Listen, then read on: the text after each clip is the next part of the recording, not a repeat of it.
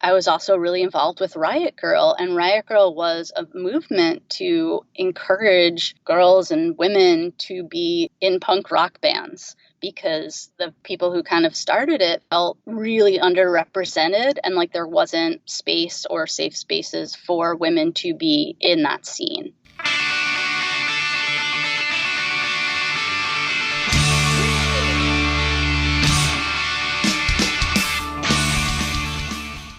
Welcome, everyone, to This Was the Scene, the podcast that takes a look back at the late 90s, early 2000 punk scene. I am your host, Mike Doyle. So a lot of people have heard me talk about lately how I'm trying to make this not such a boys club, and I'm trying to find more females to interview and get their perspective, either from a band perspective or from a record label perspective, a managing perspective, whatever they were and their view was of the scene. And I've been saying this a lot, and I got reached out to by Evas Silverman, who I'm talking to today, and she said, "Hey, look, I was in a band, but it wasn't like this huge band back then. But I did a lot of things, like I wrote a zine.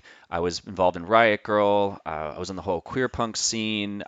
Just a lot of stuff." And she said, "I think I have a good perspective." And I like this interview a lot because it's very casual, but it also goes over some intense stuff. And it's one of these interviews. It's probably one of the first interviews I've done where I got to get this look about someone's perspective and said, "Hey, like things were cool, but some things just weren't that great." And I think that's what makes this interview so interesting and pretty fucking badass. So I hope that, a lot of people, the majority of people listening to this don't know who Eva is, but I like that, again, I like that this podcast doesn't always bring on someone that you know who they were, but it's just, the point is to get someone's perspective of that time. Again, and I think this does a really good job, or Eva does a really good job of explaining that. I got her on the phone, and this is what we talked about. Her zine, Riot Duck, being 50 to 100 pages, interviewing Thurston Moore from Sonic Youth, AOL Instant Messenger chat groups, her old band Pinker Duck, Riot Girl, making friends with Dennis from Plan A Project, the era when bands finally got websites, what it was like writing a zine, how I'm a beautiful person, the limited amount of diversity in the scene, queer punk, and a ton more. Real quick before I jump into this, if you want to sponsor the show, just let me know. You can email thiswasthescene@gmail.com. Some of the sponsors I've had before have been selling beer or whiskey. Others have wanted to promote a show. So whatever you think would target a punk rock scene, who are people in their 40s or like late 30s, just let me know. There's finally a brand new website up for thiswasthescene.com, so go check it out. So what I did was I took all the interviews and gave them their own landing pages and had the show notes there. And I'm also opening this up to people who have really cool stories from back in the day. And so far I've got a contribution from Sean Bergen. He's got a couple stories that I'm going to put up there. And the whole point is to have stories that talk about that time period. So just email thiswasthescene@gmail.com and let me know what you'd want to talk about, and if it fits the profile, I'd be like, yeah, absolutely, I'd love to post that on there. So hopefully this opens the door for more people to contribute and tell their side of what they saw and like the fun things that they saw or like crazy shit that happened back in the day, because I won't be able to interview everybody, but this just, again, it broadens what this thing is and lets other people contribute. So please, if you have a story, don't be on the fence, just email me, and I'd love to add you to the website. And thank you again to all the people who have donated to the podcast or become patrons. If you want to do either of those, go to thiswasthescene.com, and there's a donate button on the top of the page. I still have to add the Patreon one, but I'm sure by the time that this launches that I will have done this. So hopefully that happens. Feel free to subscribe, leave a review, and share this with anyone who would love some punk rock nostalgia. With that said, let's get started. A couple months ago, I was like, hey, does anyone have any contact? I'd love to get a female perspective because this is becoming like a boys club. Eva reached out to me and was like, hey, I know Dennis from Plan A, and I grew up in Wyckoff, New Jersey. And she was like, I have, stories to talk about and things like that, and focus on the East. I mean, I'm guessing it's like the Jersey scene bleeding into New York scene, but you could also have, I don't know, if you left Jersey in the late 90s and then moved to, because you're in California now, right? I am, yeah. I live in Oakland, but I moved here in 2002 after I went to college in Massachusetts. So even when I was in college, I was still coming down to New York City and Jersey for shows. Oh, wow. Okay. Where Massachusetts? Where'd you go to college? I went to Smith College in Northampton, Massachusetts. Okay. Which is a wonderful little microcosm of culture, radical culture, music, lots of punk shows, collectives, etc. Nice. So the thing I like about, I think this what makes this podcast different from others. I mean, there's a million podcasts out there, so I mean, it's obviously it's very specific and talk about the late '90s. But I like the fact that all these episodes sometimes aren't going to be with someone that you specifically know. Like people listening right now, like they probably never heard of Eva, but that's what I love about it. But she was also a viewpoint from the scene, coming from a fan perspective, and also someone who played in a band shortly, started a zine, and then you also said it was part of the Riot Girls scene, Hmm. which I Hmm. don't remember. That sounds familiar, but I don't remember what that was. Hmm. Do you want me to talk about that? I mean, there's so much just in that, like that kind of broad palette that I can address. Yeah, I mean, I think I'll just structure it like the way I usually do because I want people to get to know you a little bit, and like I said, like you've heard like a bunch of episodes, it's talking about what got you into music and then what got you into punk rock. I think we'll just jump into the punk scene, like Mhm. what got you into listening to punk music and like what that was like, because that's where people really remember how they did, and they like to hear stories from other people doing that. And so yeah, so let's kind of just go do the same structure Okay, that I that always works. do. That works for me. I'm a Virgo, so I like the chronological order thing. Perfect. So I mean, basically, taking it way back, like my childhood was very much full of music. I had a dad who loved music more than a lot of things and had a closet full of records and turntables, one of which I still have. And so music was just a very important part of my youth. And I had always been drawn, I wouldn't say always, but once I was kind of starting to come of age, 11, 12, 13, really, Hmm. I was really drawn to kind of I would say, underground, underdog voices in different aspects. Like it was when I started to grapple with things politically, racism, homophobia, and that just so naturally is connected to punk rock. And And that's so so, this is like 13, you're saying? yeah, I would say probably about 13. Okay. And so my beginning was kind of this partially the kind of movement of grunge and but beyond that the Northwest scene, we had all these different bands, a lot of them women fronted, women centric bands coming out, singing about politics, singing about the shit that they were dealing with in the scene, and then exposing me to other bands and other music. And so I remember so specifically, like there was this little record store in Ridgewood, and they had bootlegs and they had all these different magazines, and I remember going in there and getting Maximum Rock and Roll or whatever, or going to Flipside. Like there's so many different, there thankfully were so many different record stores where you could get aspects of the scene that were beyond New Jersey. Yeah. So I would go there, I would get, say, MRR or uh, Out Punk or something, and in the back or spread throughout, there'd be like, hey, this record label, that record label. And so I would just start writing to those record labels to get catalogs and then getting records. And that really started exposing me to more of the like underground punk rock scene versus Pearl Jam. And not like, I'm still a Pearl Jam fan. I'm happy to admit that. Oh, I love And one Pearl of the Jam.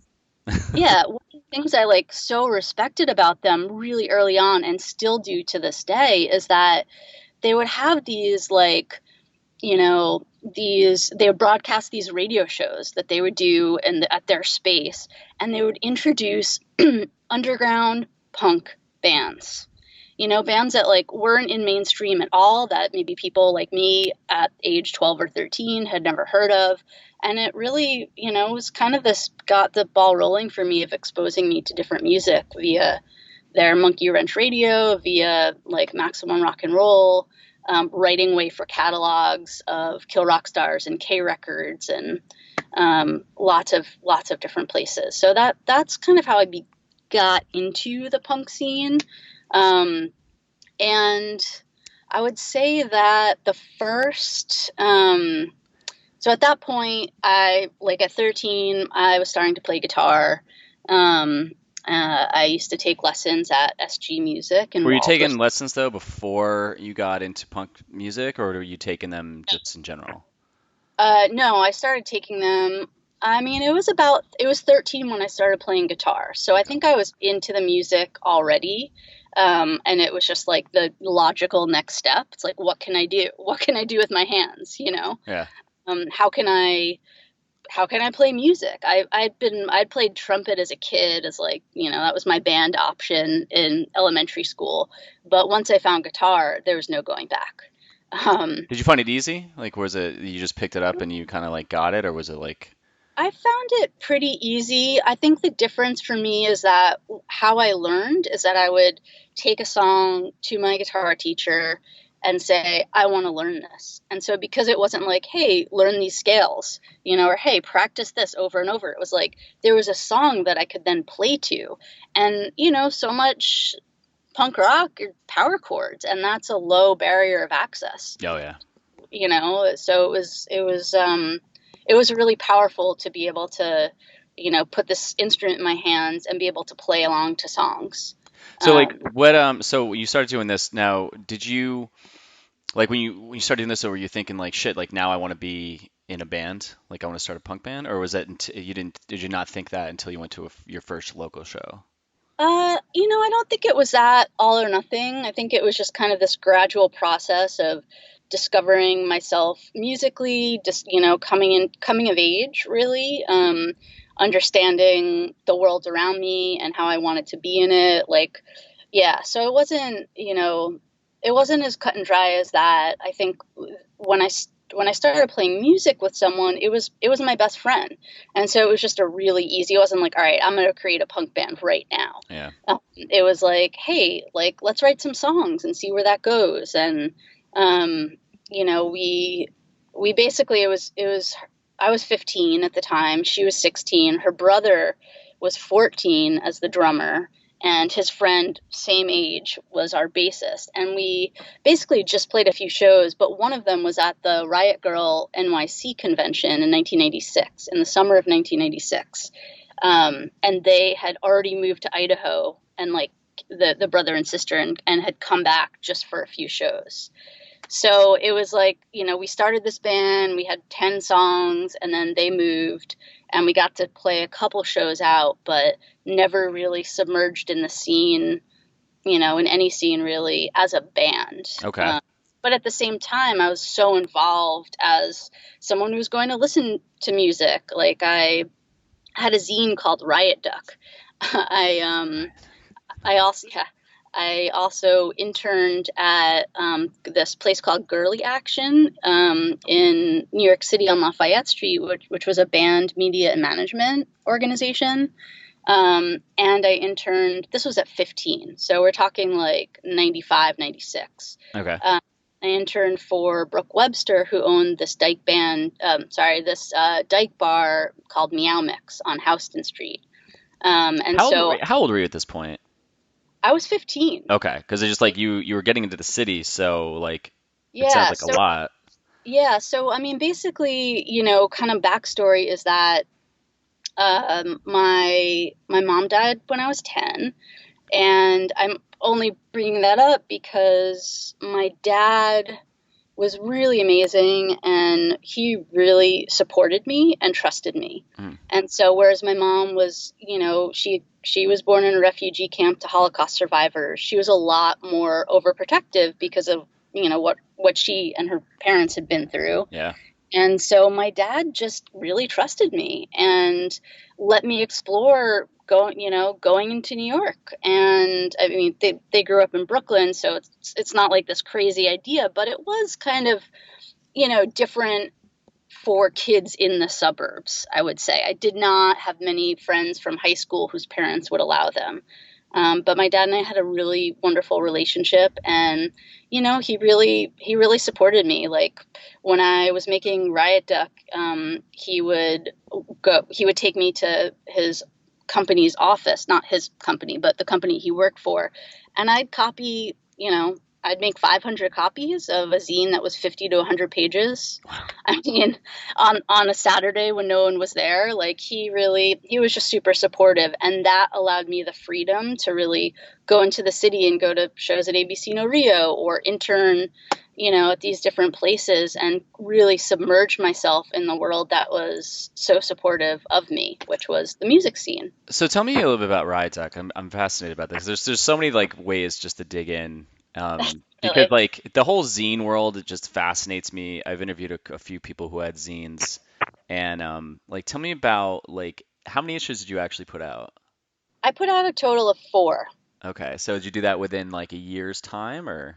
No, no, God, no. I mean, my zine was literally 50 to 100 pages. So, a lot of zines were 15, 20 pages. It was a big production to Yeah, create that's one. that's fucking huge. It was huge. It was huge. And it was basically from, I would say, like mid 96 through mid 99 or something like that. I think my last one I put out while I was in college. So they were kind of, slow and steady versus a lot of them all at one time. What was the focus? Like, what did you? Some zines, like I just talked to, so Anthony Annoyance, it was about music, and then root beer and wombats, and then, like other, a lot of the structures for zines were music and reviews and just like some random stories. And then Brian Malloy for Just in Time for Nothing was just short stories. So what was your structure for yours?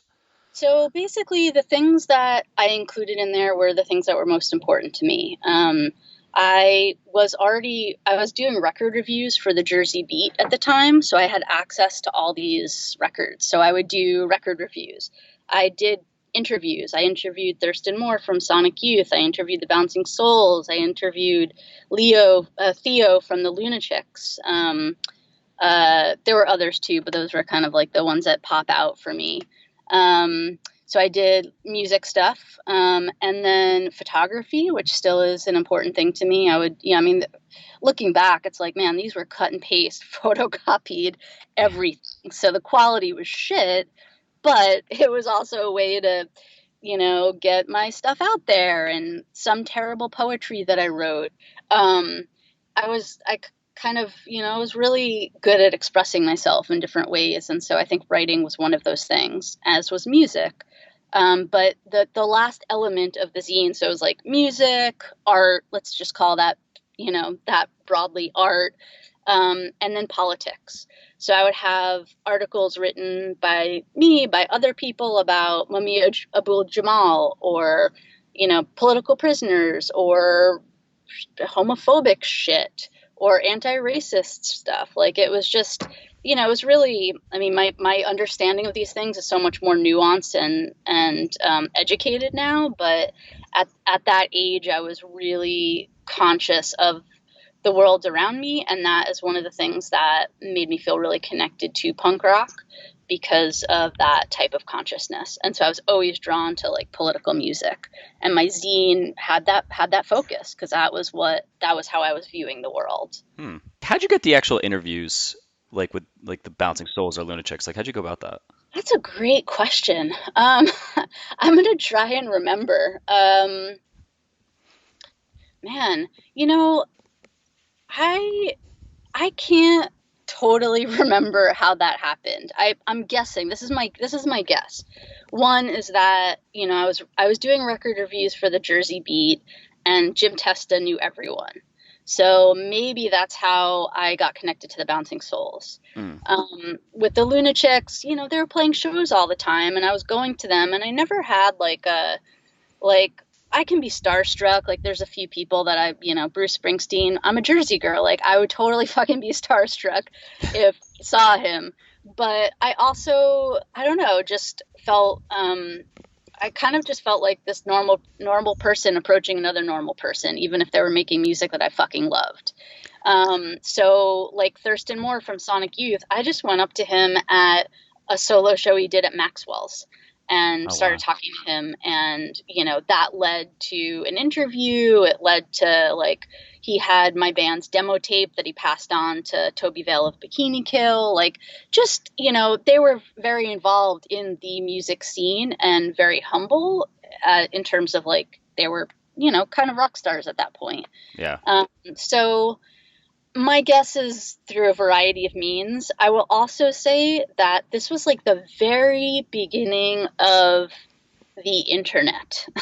And at that point, I was meeting people in like AOL, New Jersey Oh my punk, God, that's yeah, right. like people that I'm still in touch with to this day.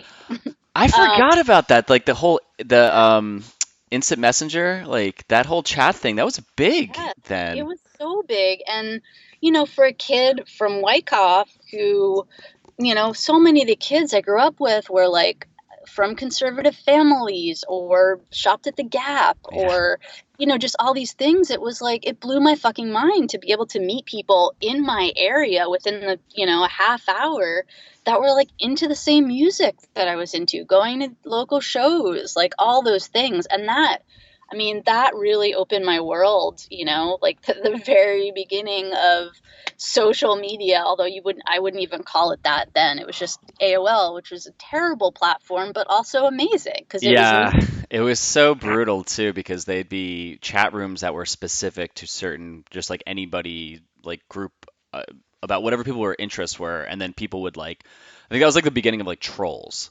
Like they would Yeah, just go in and just be really shitty or just not even know where they were, and you're like, get the fuck out of here. Like, don't comment on yeah, anything and like leave. definitely, Yeah. definitely. It's like a double-edged sword, which it still kind of is today. But that was like the very beginning of it. And what I was gonna say is that at that time, it's like, people who were better known, like maybe Theo from Lunatics or Thurston Moore or whatever, like they were all online, and it was just because it wasn't a thing yet. It Yeah. was so much more transparent, so you could access them like easier. Or now if you like tweeted at someone, you and 5,000 other people tweeted at, I don't use Twitter, but Yeah. whatever, like there's going to be 5,000 other people doing it, and so you're just one of many, but back then it was kind of unique. And so it was a low barrier of entry to both meeting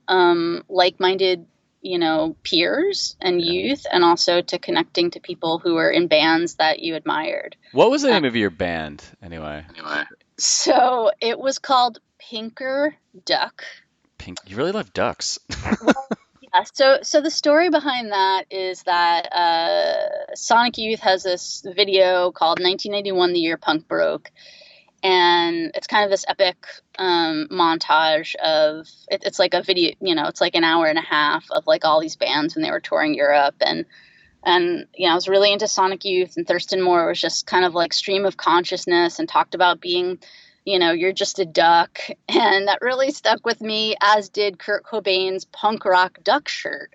And I was like, well, I'm really into Riot Girl. I'm really into punk. Like there's this, it's like when you're a teenager, I don't know, you kind of grasp on to these things. So for some reason, it was a punk rock duck that somehow spoke to me. And so it was like Riot Duck and Pinker Duck. I think that's all the duck things. Okay. But, but those two were, both big parts of my life. Now I'm like, that was absurd, Eva. What were you thinking? That's okay. But Me and my buddy Chris, who are in Lanemeyer, our first band was called Tyranian Purple. ah, I mean, it was because he read that we talked about in his interview, like he read like the Pope's robe was purple or some shit. It's like the fucking names you come up with in the beginning are so awful. Like to this day, I still have a rule that if I name anything, if it's like a company that I do or an idea, it has to be something that I'm never gonna be embarrassed saying because of the initial like coming up with band names that I thought were just so shitty personally. Because people would be like, "What's your band name?" I'm like, Congress of Cow. And they're like, "Oh God." It's like, yeah. and it was awesome back then. You were like, yeah, fuck yeah, this is my band name. Oh Like I'm a, no, no. Even then, I thought I hated it. I was like, "Oh, oh, my name okay. is this band name is shit." So you said you only played a couple shows though, and Yeah, then you so, stopped. yeah, I mean, look, my role in the New Jersey punk scene was not as a band member. And I will say that I think that is the case for most women who are part of the scene back then. Why do you think that? Um, why do I say that? Yeah, why do you think that? Just by going to tons of shows and not seeing many women in bands, Do you basically. think that was like because they felt they just were pushed out, or because I never felt like if a girl band got up, like the audience would just scatter. No.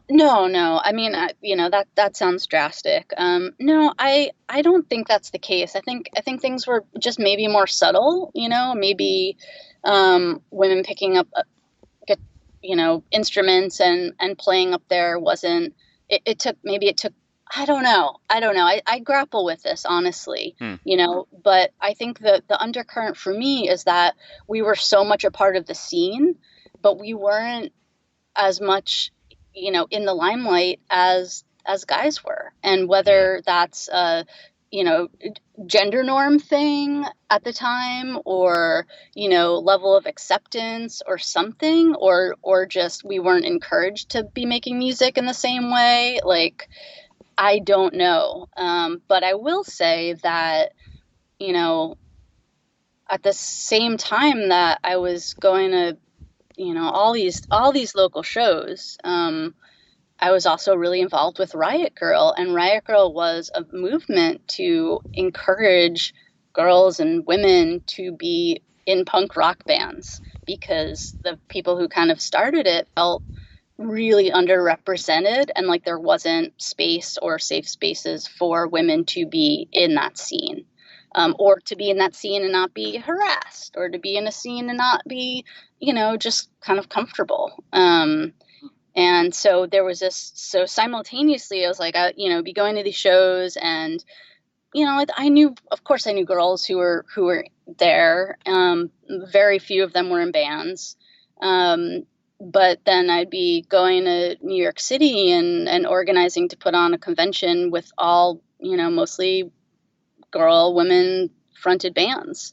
And so it was a real kind of dichotomy of these different scenes that I had both feet in. What was like a show like when you went to it? Like how was it structured, or I don't The know. like the Riot Girl local ones. Oh, Riot Girl. I mean, it's not all that different. The Yeah. difference is that there's a lot of women there. There's a lot of girls there. There's girls on stage. There's women at the front. I don't know if you've heard this. Like back in the day, Bikini Kill is like one of the most well-known Riot Girl bands. Yeah. Kathleen Hanna. Their thing was like girls to the front. Girls to the front. And there was always, because that usually wasn't the case. Like going to shows, I'll not to, yeah. So sorry. Um, when I recently, last month, I saw Bikini Kill in LA. They reunited after 23 years, and Bouncing Souls in the same week. Going to the Bikini Kill shows was amazing, and it was so much more about like enjoying the music, and like, yeah, there's a fucking mosh pit, but you're not going to be like punched in the face by some dude, Right. which is at the Bouncing Soul show. And I was again, like right up there, right next to the pit, not in the pit because that's not really my jam anymore.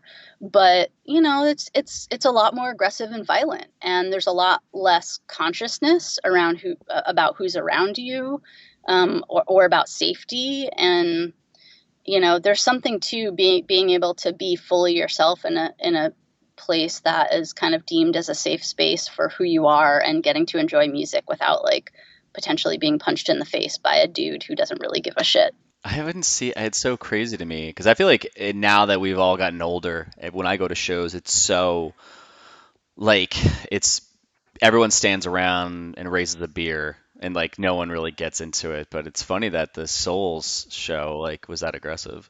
It really was. I mean, it was amazing. Don't get me wrong. Like, I loved every minute of it, but just I still use my, keep my elbows out, because that's what I learned when I was going to shows at 14 or 15. It's like, keep your elbows out, protect your personal space. Like, I was there with a friend of mine who's in her 60s, but was very much part of the East Bay scene San Francisco Bay Area in the 80s and 90s, like East Bay punk scene.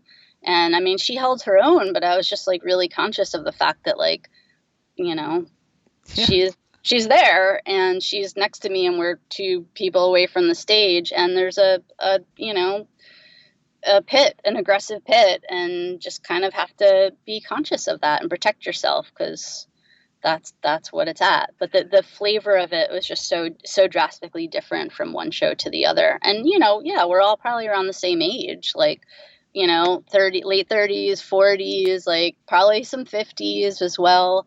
And they were all amazing shows, but just the culture around it, the flavor was really different. There's a lot more. I feel like because being a part of kind of any minority group, whether it's women, female, female bodied, or queer, which I am, or a person of color, like I feel like there's a lot more consciousness around it if you are yourself Yeah. part of a marginalized group. And so in, the Riot Girl scene, or, yeah, I don't know. I think there's just more consciousness. And look, I fucking loved every show I went to in New Jersey. Like I don't. The interesting thing for me is just the juxtaposition, being part of those scenes, and not like at the time I wasn't like, oh man, this is a boys club, and I just I wasn't thinking about it. I just also sought out a place that felt different, that felt totally fucking badass and amazing for me, as well as like going to shows at the Masonic Temple in Ridgewood or, whatever. Yeah. So, I yeah. I always felt like the kind of like actually real quick. What do you remember? I don't know if you'd said this because I just jumped around so many questions. But do you remember? Did you say your very first local show you went to? Very first local show, which I still have the flyer to. Oh wow. Yeah. It was at the Masonic Temple in Ridgewood. Less Than Jake played.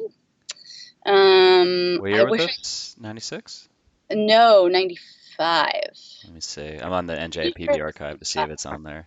I think I sent you a link to like some of the flyers and photos that I took. It's definitely on there because I You scanned it. so you sent me that, but like it only opened like one photo for Oh, like a flyer. Yeah, and I was like, wait, am I doing this wrong?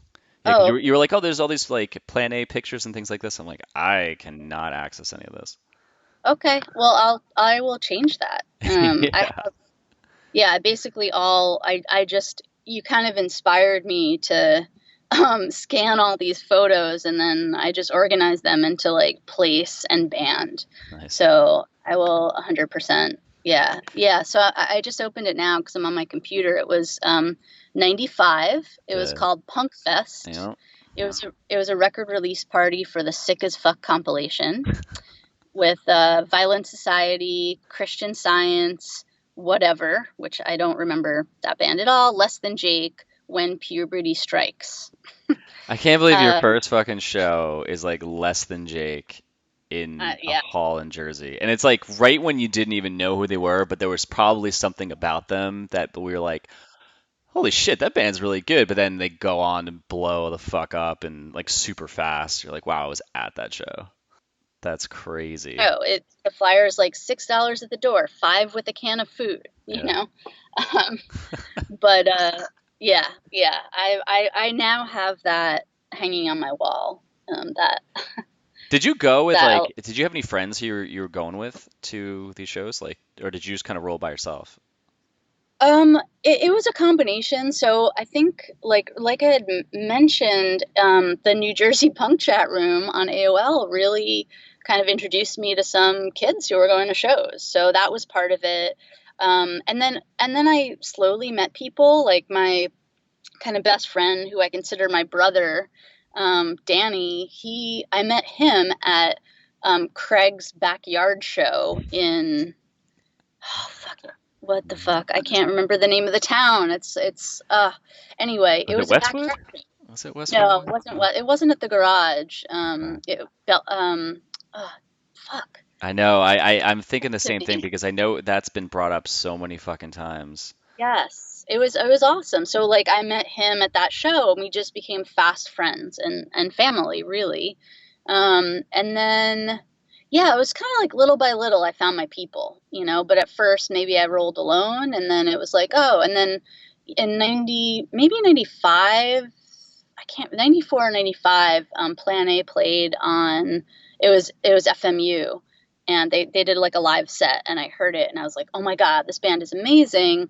And then shortly after that, like Dennis asked me to sing at one of their songs and then we became friends. So it was like any show that Plan A played, I had him and Don and Dan and like Tim, who I knew really well, and just I was like very much a part of their world, and Wow. they became friends. So it's kind of like this gradual connection to people, to kids who are already in the scene, or there were a couple people from my high school who I would drag to shows, and but very few people that I went to high school with were, I mean, I'm sure they thought I was super gay, which now I am, but didn't know it then, and I'd had like multicolored hair and wore a studded dog collar and, like dressed very, very, very differently.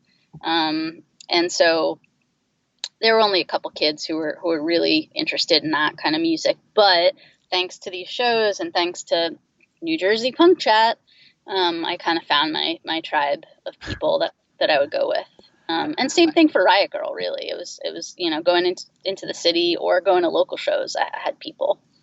It's so funny. Just again, just like the whole thing with the chat rooms and stuff. Because again, like my view of going to shows was because we played shows, and then I Mm, would go watch. Then I became friends with bands, and I would go watch them play. Like outside of playing, it just I love how just people just tripped over this thing, and to this day, like 20 years later, it's still just like some random Friday or Saturday or whatever it was, you go to this thing not thinking anything, and then 20 years later, like this is such like shifted the course of like direction of my life.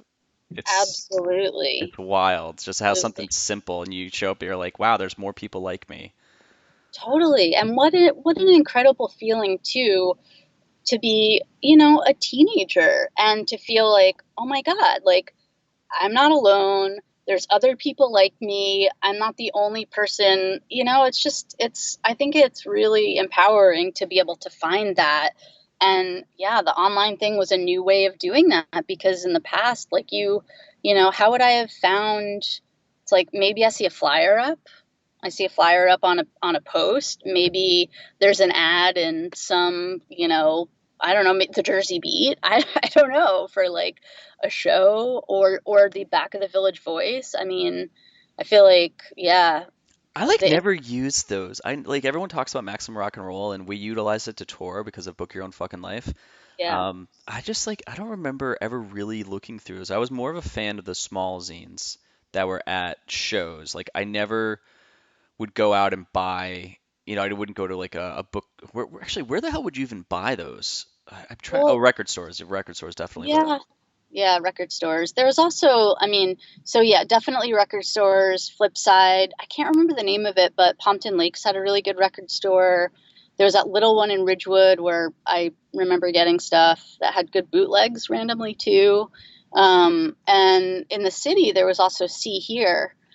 Used to be on St. Mark's Place. That was excellent. I mean, they had all different kinds of zines, local and small and big. But yeah, there were definitely places to get them. And I think the connection for me was like in those early days, like sending out for like putting something in the mail, putting a stamp on it to get a catalog for that record label. yeah, And then, I mean, that's really, and I will say that because of like the whole new internet thing, I had people who were buying my zine from all over the country that were in scenes of their own all over the country. It's not like my zine was huge. It was just kind of like random. You're in these chat rooms, and there's Spin Chat was a good one. Um, and and at that age, I built a website for my zine. I mean, it was shit, but that's it's great basically though. just like stealing code from different sites and slapping it together for a Riot Duck website. I know, it's I mean, it's kind of cool because I'm a graphic designer and I didn't study it at all, but now I look back, I'm like, oh yeah, I made that flyer.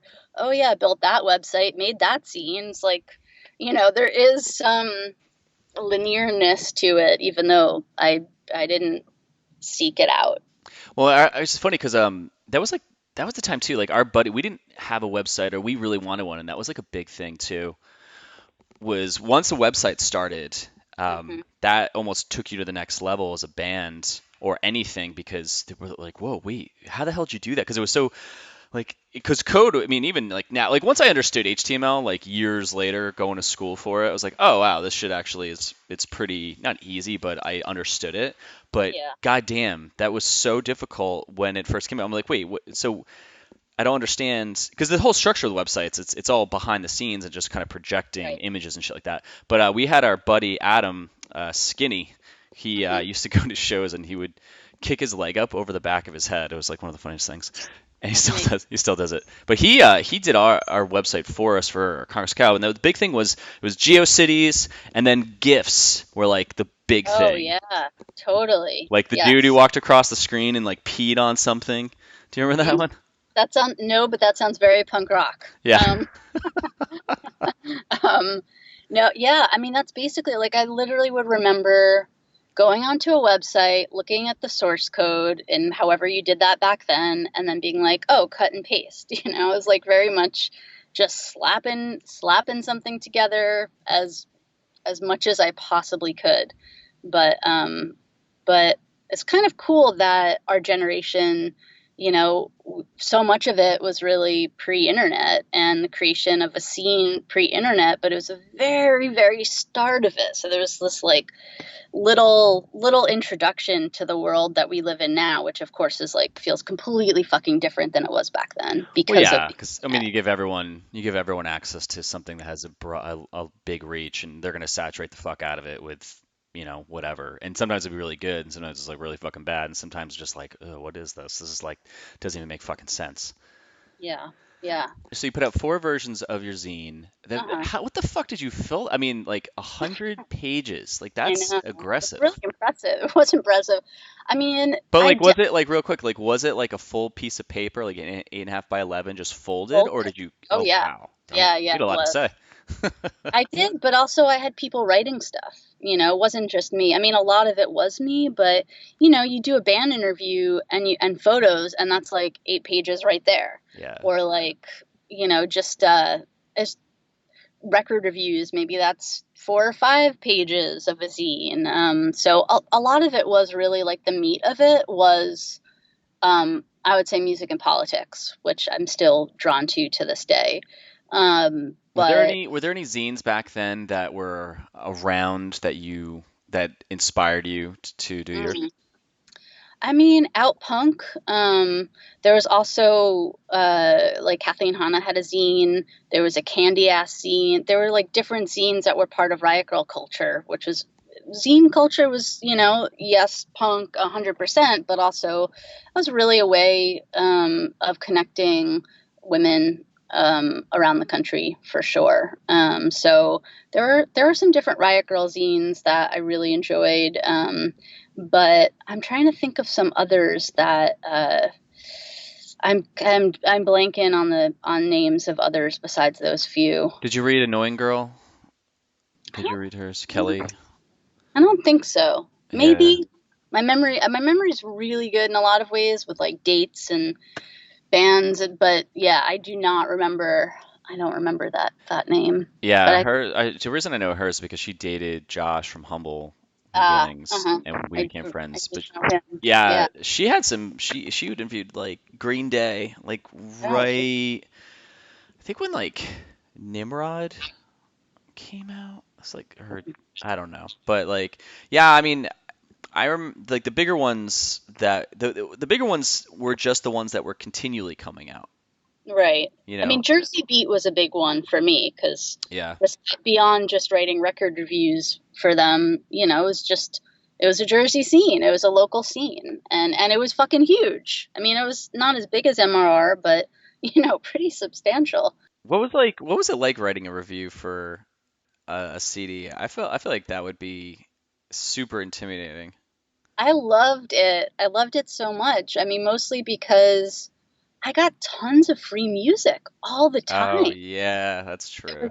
was like a constant pipeline, and some of that I was like, "Oh my God, this is amazing." And some of it I was like, "God, this is terrible." Yeah. But, I was being exposed to it on the regular. So, I feel like maybe now if I if I were to write a record review, I would be really conscious of like, "Oh, this word or that word, I want to make it this, that."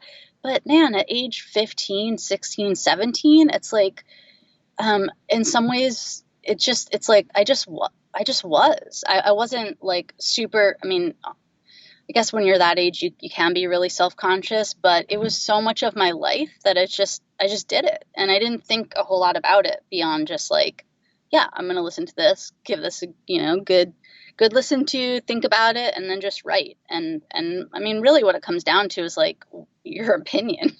So I mean, it's true. It really is true. Did you ever? So there's a couple things there. Like one, I feel like I think where my question was going with yeah. at the really focused at the shitty CDs Yeah. that you'd get, and you're like, okay, did you take a stance of saying, let me try to find one thing, or you're like, I'm just gonna just atom bomb this shit?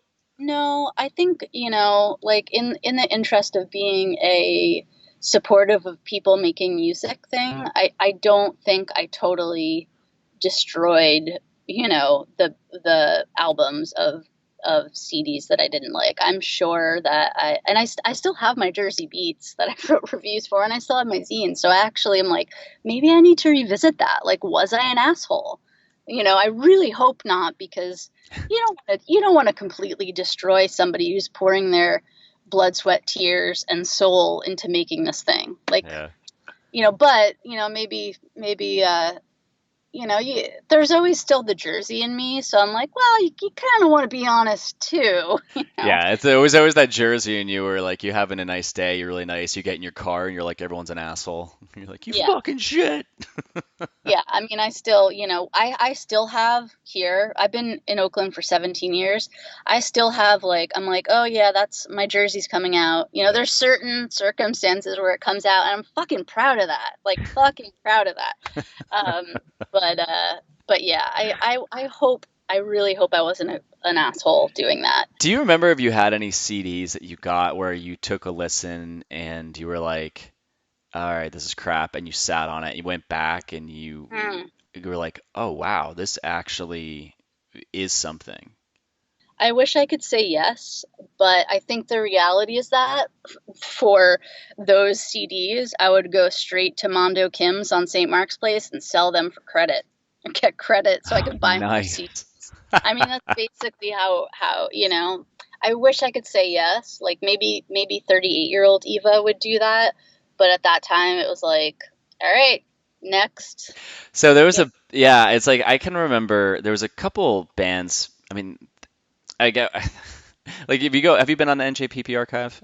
yeah, I have. Okay, Yes. so like I mean, there's a lot on there that's like super reminiscent stuff, and there's a lot of shit that's like really bad. I mean, it's just it's sometimes it's like it's great. Again, it's awesome they're making music. And I'm but there's a couple bands that like back in the day. I mean, there's a band called Shorty that Hmm. this guy Derek he was he'd go to shows and we became friends and he started a band and like when they first started off like they just weren't really getting it and I was like I really like these guys but I really don't like their music but they had this one song I think it's actually on there that I found it the other day and I loved it so much so sometimes even out of all of the rest of it where I'm like you guys it's they've only been Hmm. playing for a very short amount of time it's not you're gonna write a fucking opus or anything like Right. Right. but there was just like a couple bands that I would not really be into the band, but I always try to find like that one song or that one hook that I just completely loved because it would make me want to see them, Hmm, that's or like really root for them. beautiful, Mike. Like, I really appreciate that.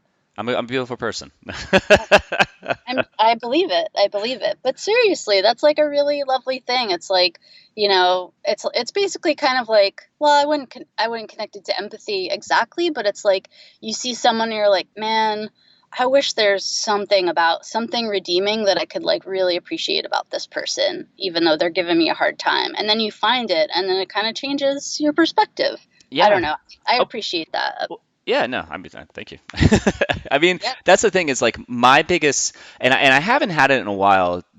And I'm sure I don't know, maybe I'm not the only person who has this, but there's always a song, one or two, maybe three songs in a year that I hear it, and when I first hear it, I'm like, ooh, what was that? And then I have to play it again, and then it becomes like a drug, where I have to keep hearing it because there's either a chord or a note or like a line. There's something, or the whole fucking song is just amazing to just me.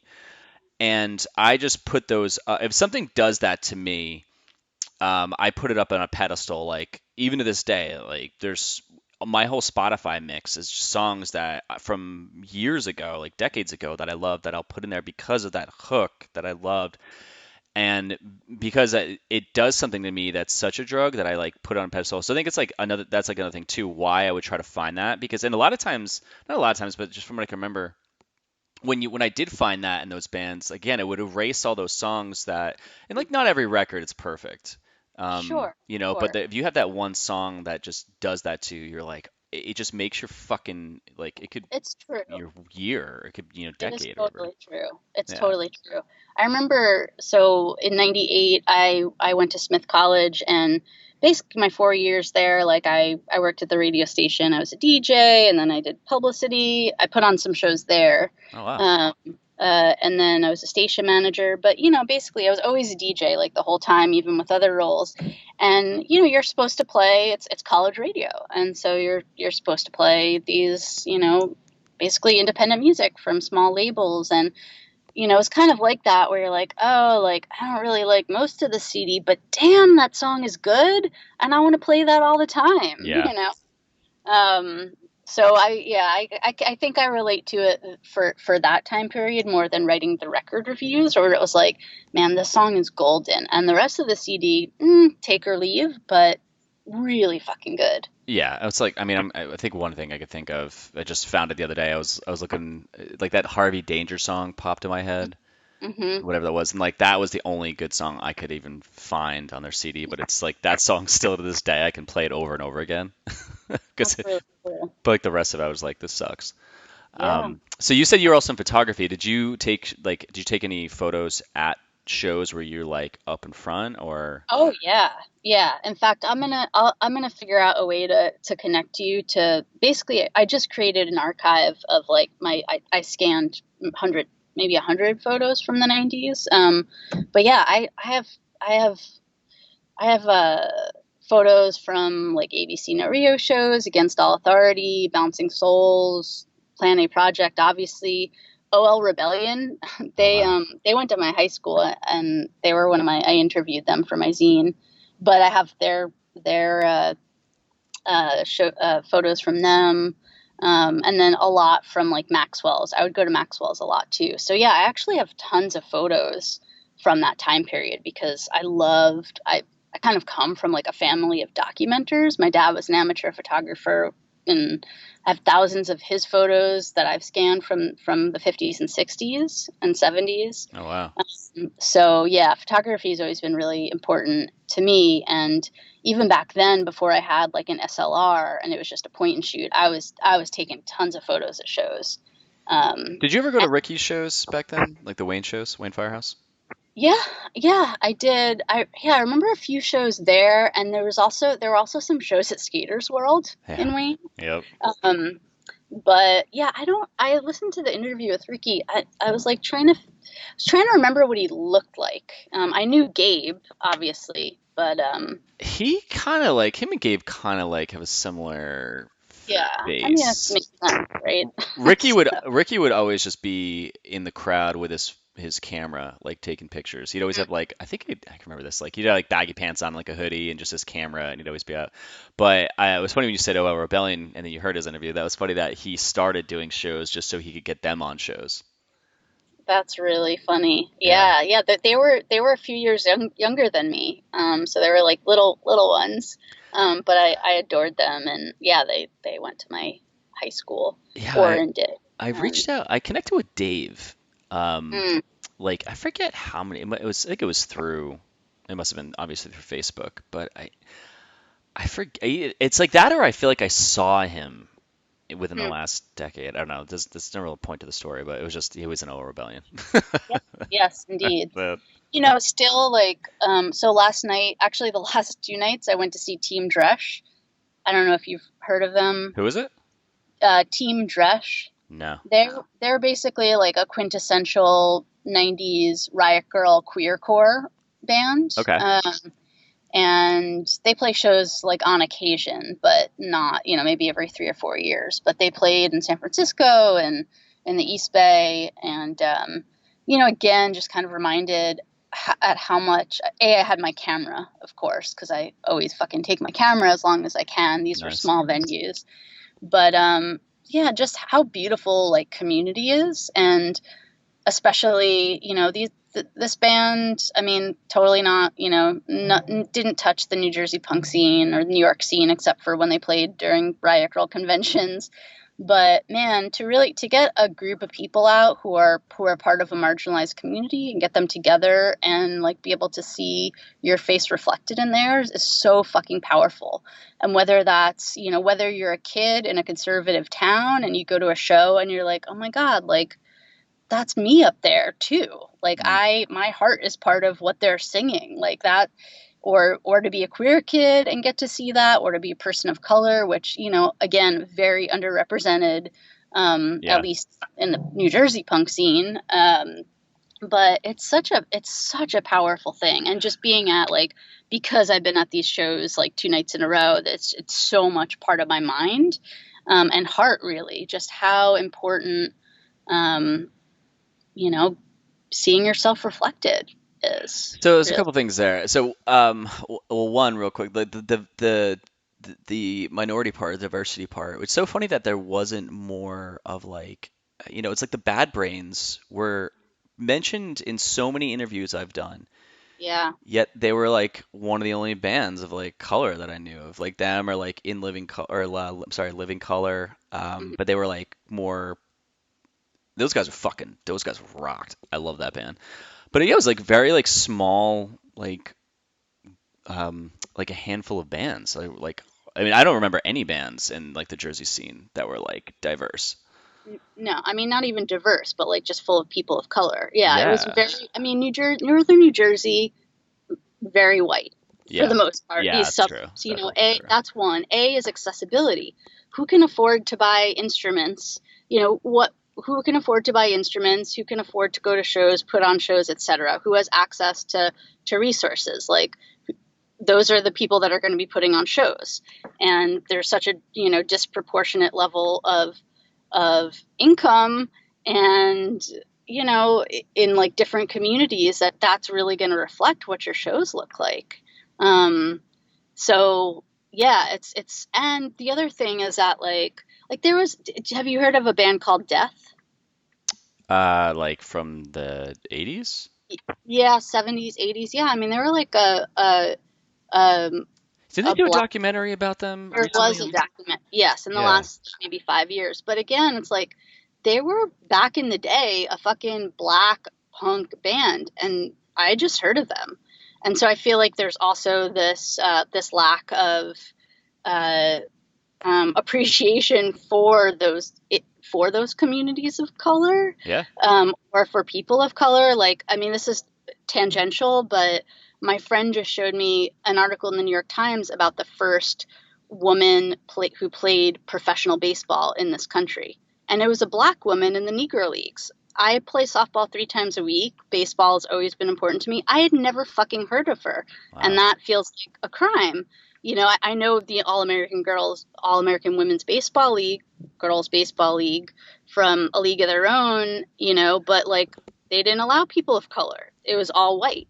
Yeah, and So there's that scene too where that woman picks the ball and throws it to yeah, Gina Day, or throws it like over her head or something like that, and they try to like really bring that point out. right. That 1 second, Yeah, like, but we get we're doing this, but let's kind of give a nod real quick to like what the times were. yeah, Yeah. yeah. So I think that is also, very much reflected in the lack of diversity in our scene as well. It's not that they weren't there. It's not that people of color might, not have been there or making music, but like what um what are the stories we tell about it? What are the barriers of access?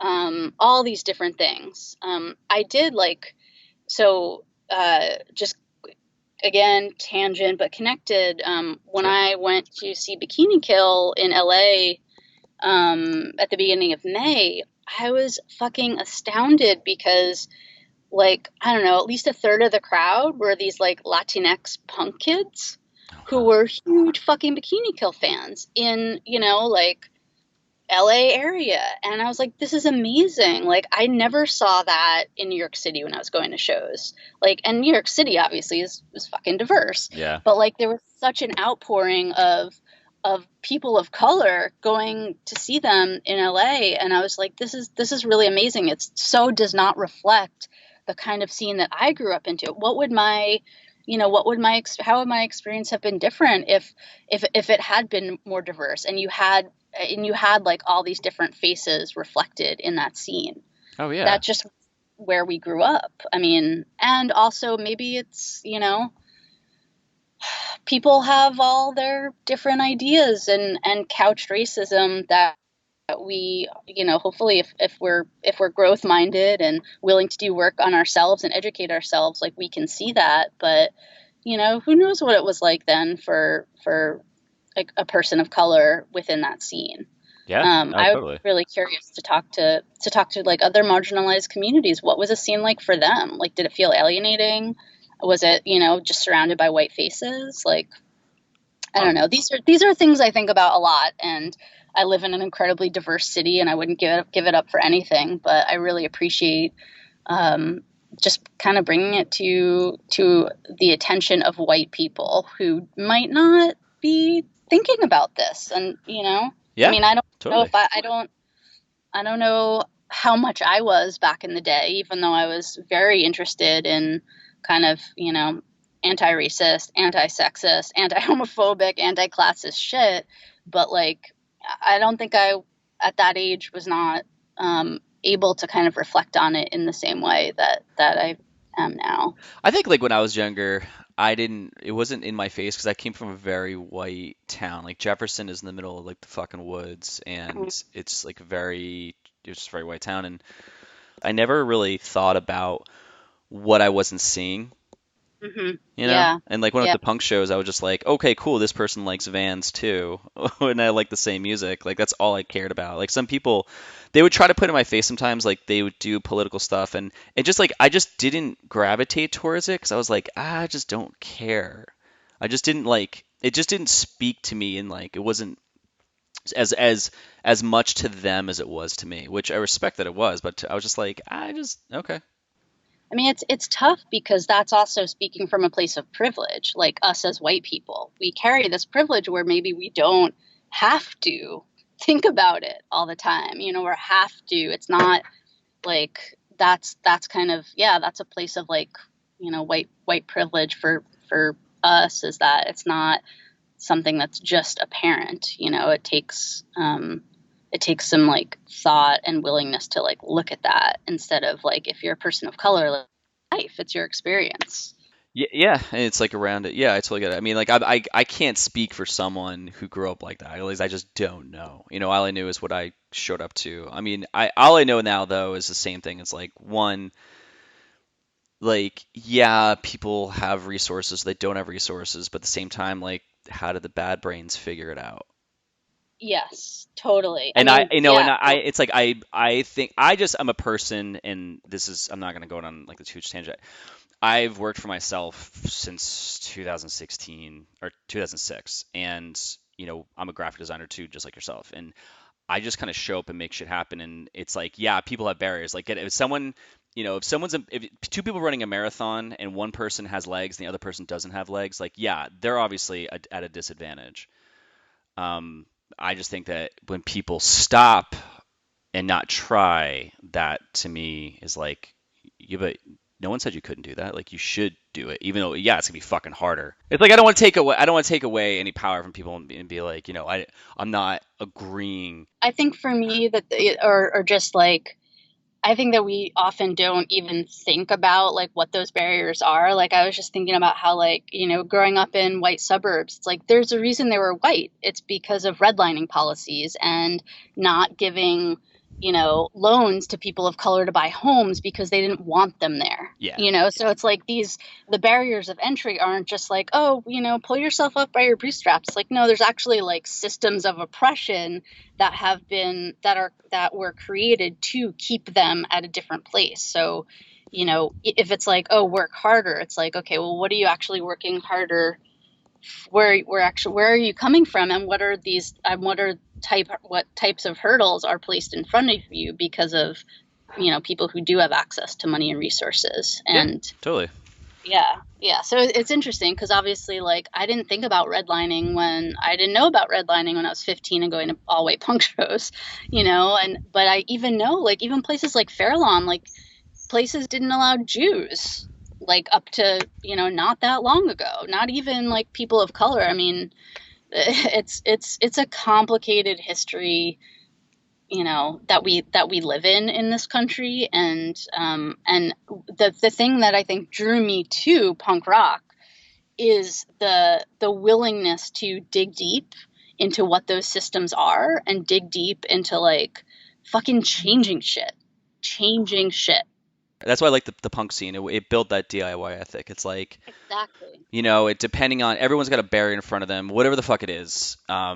It's like, if that's the thing that's going to stop you, it's like, well, how do you get around it? Like, and some people it's a lot fucking harder than others. But I mean, I'm just a big fan again of just people being like, you know what? I just did the best with what I had and I just fucking made it happen. Like, fuck everyone else. Like, I'm just doing this. And like, I don't know. I just appreciate people who do that. Hmm.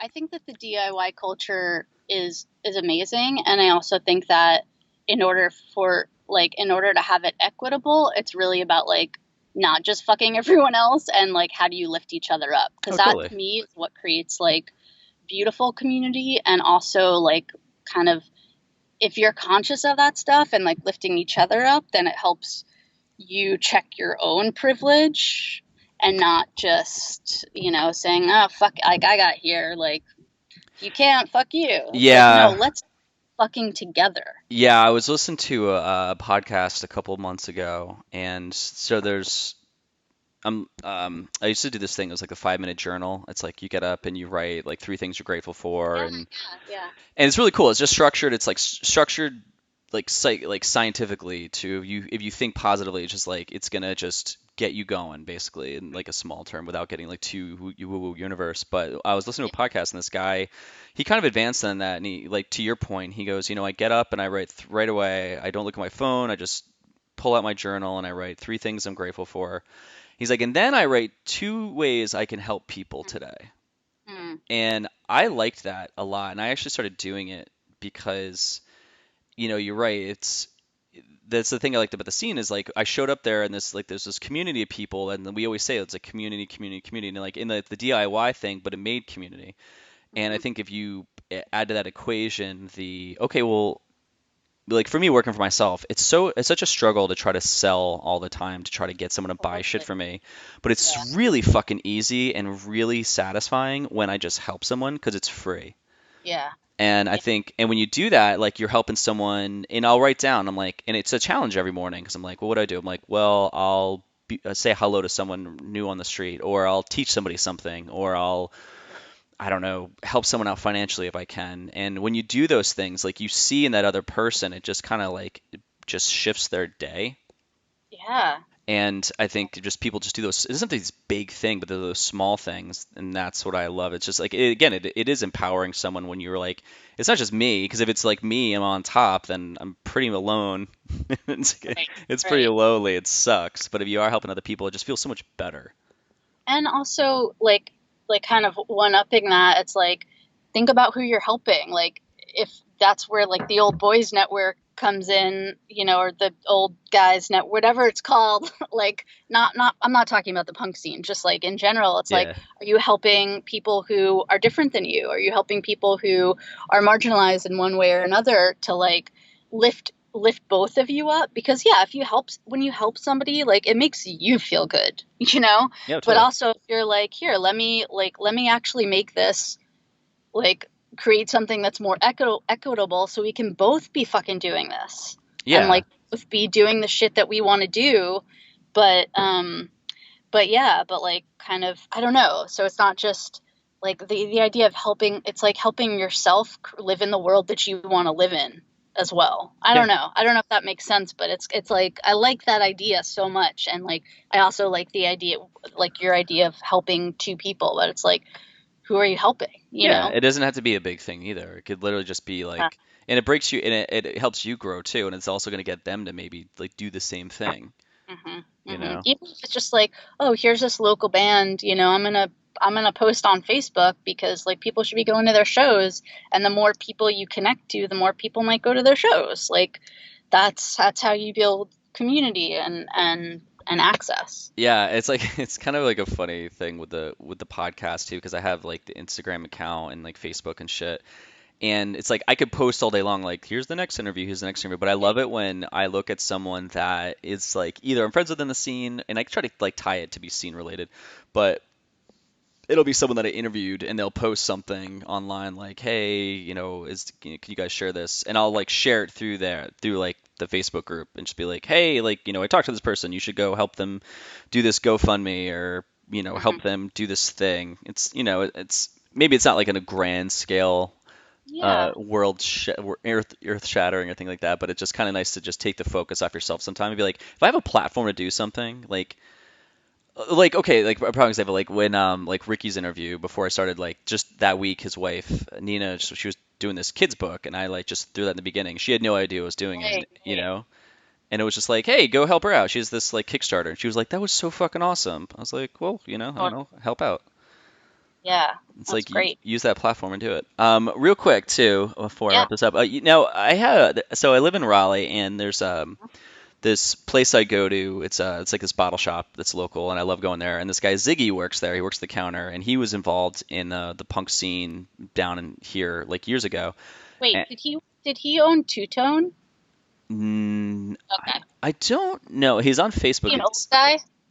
Old guy? He let's Okay, see. sorry, I interrupted you, No, but no, no. He what is so his Facebook name is Ziggy Sprinkle, hmm. and he I forget the band that he was in, but he's like just the coolest fucking dude. And him and his boyfriend, I don't know if they're married or not, but he had mentioned there's this place called Ruby Deluxe that's I think it's like a gay bar down here. I know it's like very just open, and Hmm. he was playing there with his band, and he said, and it's a very long way around it, but he said, yeah, he's like, I was like, what were you guys like? What was your band like? He's like, I don't know, well, because we'll bullshit about punk rock. He's like, I don't know, it was like kind of like queer punk something, and I was like, I've never heard that term before. Really? Yeah, Wow. so when you mentioned it, like, Yeah. what is? I don't understand. Is that I don't understand it. Yeah, I mean, so basically, I think it really kind of started in the late '80s, early '90s, very much so in the Bay Area. There was a zine called Homocore, and then you had all these queer people in bands, and it was called queercore, or queer punk, and it was, this really beautiful fucking scene of queer people making music. And so the band Team Dresch that I saw last night was very much part of it. Tribe 8, all these other, bands tangentially, Fifth Column, Sleater Kinney wasn't, they were more Riot Girl. But yeah, there was a really, really awesome, I was going to say the Queers, but they're actually not queer. Yeah. The Pansy Division, who the Pansy Division is Yep. still playing I do around. know Pansy Vision. Yeah. So yeah, there was a really big East Bay punk scene, East Bay and San Francisco punk scene, that were full of queer people making music. My ceramics teacher, actually, who went with me to the Bouncing Souls show, she was in a band called the Popstitutes, Okay. and they put on shows. They were just like basically all gay men and her. And yeah, it was a really, really substantial scene. And there's still lots of inklings of it, especially in the East Bay Area, Portland. But yeah, it was a substantial movement. And again, it kind of draws to like the New Jersey punk scene. It was, to me, I was kind of had my toes in all those scenes. So like when Pansy Division would play the CMJ Music Fest in at Coney Island High, I'd be like, "Fuck yeah, I'm going," because I was really into them and their music, even though I didn't know I was queer yet. But yeah, it's it's a movement of one group of marginalized people making fucking punk rock and doing it themselves and having a whole culture around it with zines and putting on shows and bands and all of it. That's so weird. I can't believe I never heard of that term until literally the last 7 months, I guess is like when I first heard it. Because I was talking about the Avail, no, yeah, it was like we're talking about Avail coming up, and he had mentioned that about his band. I was like, I've never heard that term. Yeah, Like I knew yeah, a Pansy Division, but right. it was just like bands who were gay. It wasn't like I didn't know Right. there was a whole group like of shows or like a genre of music where they all were. Yeah, it was just the kind of style we are. Yeah, and also like this band Team Dresch, I was kind of like rethinking a lot. So many of their songs are about, their songs that they wrote in the early '90s, mid '90s are about like what it was like to realize that you're gay in such a hetero world and feel unsafe and feel like, is it okay to like kiss this person that I love or even love the person that I love? Like, Yeah, so much of their music really is about like not being accepted by your family and the greater community and what it's like to really discover who you are, and for some people that you're close to have that not be okay. And that's, again, like so powerful if you're a queer kid listening to that music and seeing these people who are like fucking out and proud, not to be cliche, but like also writing about it and expressing themselves. To hear it last night with how far we've come, oh yeah. it was really profound to me as like a queer person.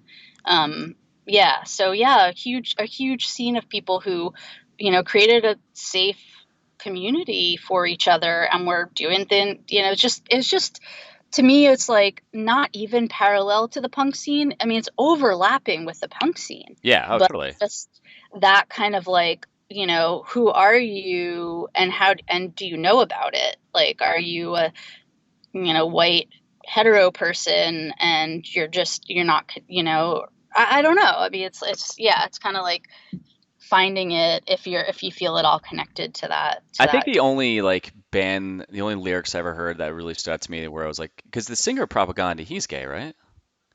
I don't know. Because Maybe. Let's Yeah. Talk More Rock, he has a whole song, and he did it like, and his lyrics are so fucking put together so well. And he's telling a story about him like finding out he's gay like when he was Mm, younger. And wow. I remember like I could swear either he was telling a story, but I don't think he was, because he was very pissed off about like lyrically about like everything that was just fucked up, like anything from hammer skins to just bigotry. Yeah. And but it was like one of those things again, it was like in the background and we caught that, we're like, oh wow. And then but like I didn't like research it more. It was like again, it was in passing because I was just focused on my own life. Where I Yeah. was Yeah. just like, I love the aggressiveness of that song and that lyric. I was like, oh, that lyric, I don't at that time it didn't like stand out to me like, oh, I should Yeah. dissect this, you know? Yeah, it's fascinating too because like all even beyond just like creating a queer community, playing music, it's like especially back in that day and today still. I mean, we have so many, trans women being murdered, but like it's not always safe to be a person who presents as queer. Like it's not, even within the punk community sometimes. And so it's very like it's a very real thing that people who are marginalized kind of live with. I think Um, you would like Raleigh. This town is I- so mixed well with just like everyone being. I mean, it's like I've never seen such an open community. so I actually know it pretty well because when I was young, my dad, he worked, he was like really into alternative medicine, but worked for a pharmaceutical company. And he would take a class every year at the SAST Institute in Cary. Oh wow. And so, basically that was the only quote unquote vacation we could afford because his company would pay, for us to drive and for the hotel. And so I spent a lot of years in like the whole Research Triangle area, Raleigh, a lot in Chapel Hill. When I was like 15 and 16 and my dad and I would go down there, I would go to shows. I'd go to the Cat's Cradle and I'd go Yeah. to Local 508 and, you know, So yeah, so I actually really love that area. It has a soft place in my heart because I went there a lot with my parents and then with my dad after my mom passed. Um, but yeah, Yeah, it's crazy. Yeah, it's a cool. It's a very, especially this month. It's such a communal town too, where every business will support other businesses' shirts. Like all the coffee shops and breweries and food places, they'll all wear shirts from other places in town. They'll always post pictures going there. When Pride Month started, all like so many put out signs, like huge signs in front of their buildings and things like that. And I was like, wow, this town just like I don't know, it's fucking awesome. And like Ashley Christensen just won the James Beard Award. Did you ever hear of her? She's like she's this really popular chef here, and she I think she just got married to her partner this weekend or something. But yeah, it's so like growing up here would be so different than growing up in Jersey. Like it's just do you think that here's the thing though, like I don't was it like that back when we were growing up? Or is that kind of a new wave of like small cities and greater acceptance, you well, know? this is a city, and I think any city is gonna be a melting pot where everyone is welcome. You know, they'll try hard depending on how the city's laid out, and this one does puts a lot of effort into making it like everyone's, and they even have signs all over. It's like y'all means all. Yeah, oh, I know that. Yes, Yeah. that's So like awesome. this, That's so when the city itself has that as their yeah, that's really mission cool. statement, you know, then it's going to have a different upbringing. So the kids growing up here have Mm, it, it's in their face. yeah, So in Jersey, it was not in our face because it was also spread out and it was small towns, totally, you know. totally. You know, I had a really good friend, one of my best friends, in the Bay Area, who she grew up in Chapel Hill, and she's queer, and she had a pretty hard time, even growing up in Chapel Hill, like just with the kind of more religious culture in some Oh ways. yeah, it's And you know, very there were southern. gay bars in Durham though, so she went there, but it wasn't the easiest, I would say. It's more of a recent development. This is Yeah, like within the last 5, 8 years. I'd say more five. That's where yeah. they've gotten that way. Like 20 years ago, it was not the way it is now. And that's, you know, she's in her early 40s, so Yeah. but you know, hey, let's just hope that things keep moving in this direction and people keep playing music and forging community around music and like lifting each other up because you know there's a lot to outrun in like the fucked up systems in this country, and the best thing we can do is like create and connect with Cre- each other. Create punk music. Music, yeah, music and community. Go forth and thrash. I Go just forth, fucking, you know, pogo or something. I don't know. All right, so I'm gonna wrap this up with the two Okay. questions you mostly know. So before I ask the last question, what would you like to plug? Oh shit. I mean, you do work for yourself too. You can just say, "Hey, check out my company," or you could throw it at someone else and have that be one of your two things you help out someone with today. Man, I am so not good on the spot. Okay. Two things I'm gonna plug. One is, yeah, fuck it. I am a queer women-owned small business named Pushcart Design. The name is from my grandma's childhood on the Lower East Side as an immigrant and sweatshop worker, which is still super fucking close to my heart, especially since the Lower East Side is like where I came of age. So I do graphic design stuff, didn't study it, but fucking love it and have had my own business for about 11 years, mostly working with nonprofits, small businesses, POC and women-owned businesses. It makes me super fucking happy. So if you need design work, Pushcart Design, Eva Pushcart Design. Okay, plug number two, real quick. Sure. My best friend, former partner, co-doggy mama, parent. She is an improviser, and she does a lot of applied improv, and kind of like what is it like to live with the unknown and the uncertain. She just put out her website called it's Rebecca Poretsky, PORETSKY.com. And she has like classes and trainings and does like yoga and improv. It is Bay Area centric, although she is a Brooklyn girl.